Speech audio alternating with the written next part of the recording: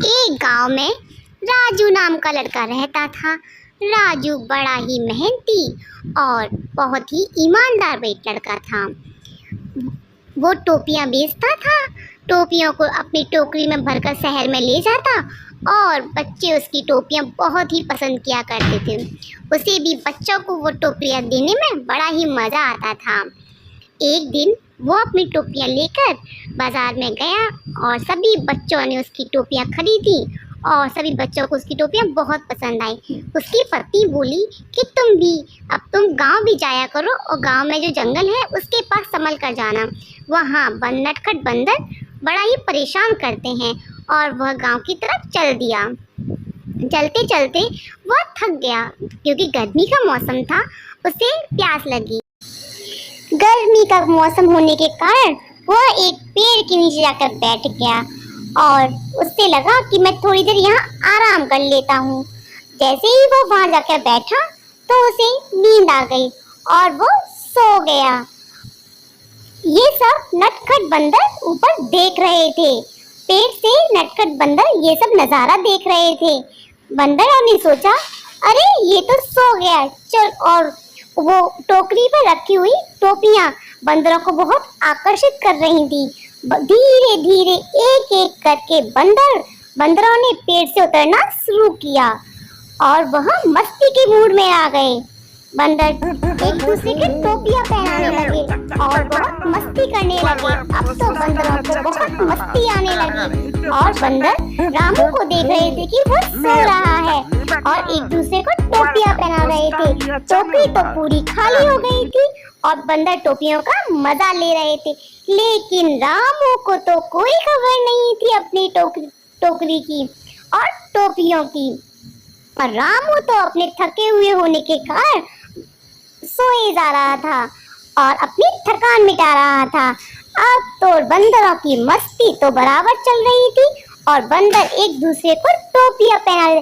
जैसे ही रामू जागा तो उसने देखा कि टोकरी तो खाली है और बंदर सारे टोपियां पहने हुए हैं। अब तो रामू बड़ा परेशान। अब वो सोचने लगा, अरे यार, मेरी पत्नी ने मुझसे क्या कह दिया कि मैं गांव में आ गया और इन नटखट बंदरों ने तो मेरी सारी टोपियां ले ली हैं। अब इन बंदरों से कौन लेगा? अब वो बड़ा परेशान। बेचारा रामू करे तो करे क्या? अब तो बेचारा रामू बड़ा ही परेशान। अब वो सोचने लगा, अब मैं क्या करूं कि कैसे इन बंदरों से अपनी टोपियां लूं और यहाँ से भागूं।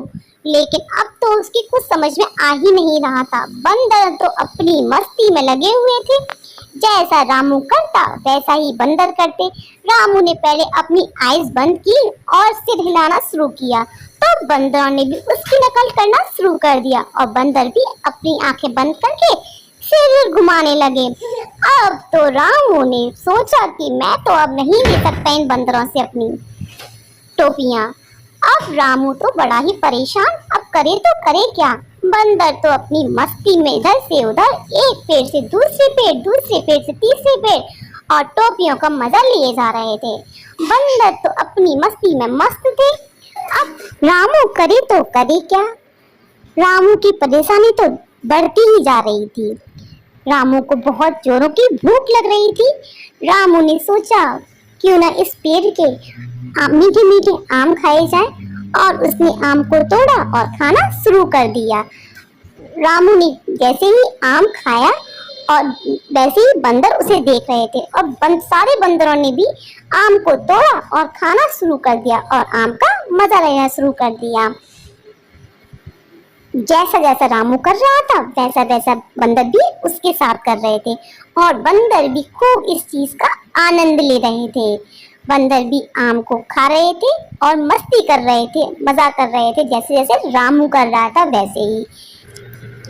ये सब जब रामू ने देखा कि मैंने आम खाया तो सभी बंदरों ने मेरे साथ आम खाया।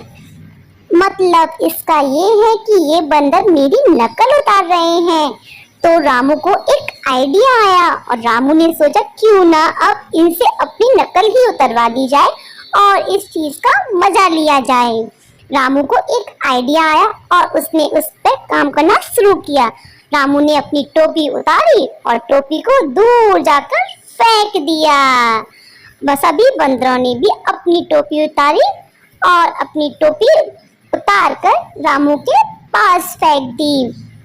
जब रामू के पास वो टोपी आ गई, रामू अपनी टोपियों को देखकर बहुत खुश हुआ और जल्दी जल्दी अपनी टोपियां इकट्ठी करने लगा कि कहीं नटखट बंदर फिर से ना आ जाए और फिर से उसके परेशान ना करे।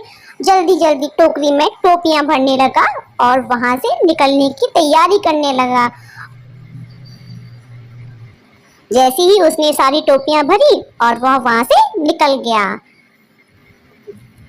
इस स्टोरी का मोरल यह है कि हमें हमेशा अपनी समझदारी से काम लेना चाहिए, जैसे कि रामू ने लिया।